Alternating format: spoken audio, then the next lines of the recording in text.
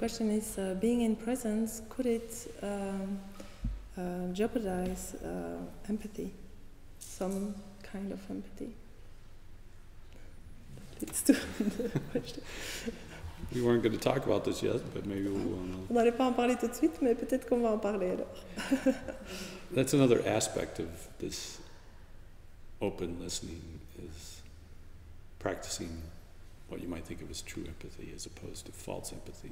Un autre aspect de cette écoute ouverte, de ce qui en découle, c'est qu'on peut faire une différence entre ce qui est la vraie empathie et ce qui est la fausse empathie. Most times what's thought of as empathy is not really anything but part of this default neural network structure. Souvent, ce que les gens pensent être de l'empathie, en fait, c'est encore une partie de ce réseau par défaut. Much like what's called unconditional love is most often still part of this default neural network, a concept of what unconditional love is, not really unconditioned. De la même manière que ce qui est souvent appelé amour inconditionnel n'est en fait pas réellement de l'amour inconditionnel, c'est plutôt encore une partie de ce réseau par défaut, c'est plutôt un concept de ce qu'est l'amour inconditionnel. True empathy could be described as not joining the other in their delusional. Want to say that? Delusional stories. Yeah. La vraie empathie, c'est de ne pas rejoindre l'autre dans ces histoires illusoires. But seeing what could be thought of as a more higher truth or a higher perspective of the seeming individual as opposed to the story that they're telling. Mais d'être capable d'avoir une perspective plus élevée sur l'autre que cette histoire individuelle.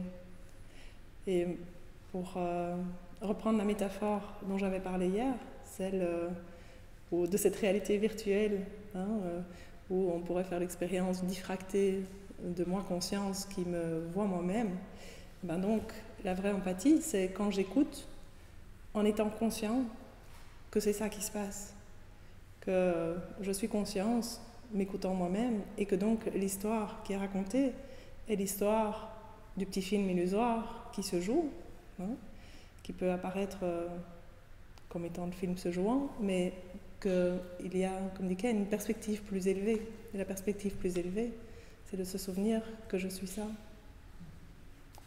Et que tu es ça aussi, puisque c'est ce que nous sommes.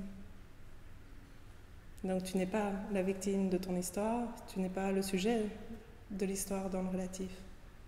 So, in answer to your question, could presence... Et donc en réponse à ta question, could presence jeopardize some empathy? Empathy? The only thing that could be jeopardized is an illusion. Donc en réponse à ta question, est-ce que la présence pourrait en quelque sorte affecter l'empathie? La seule chose qui peut être affectée ou le mot que tu avais utilisé, atteinte, c'est l'illusion.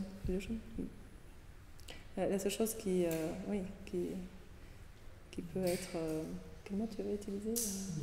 Nuire, voilà. La seule chose à quoi ça puisse nuire, c'est l'illusion, effectivement.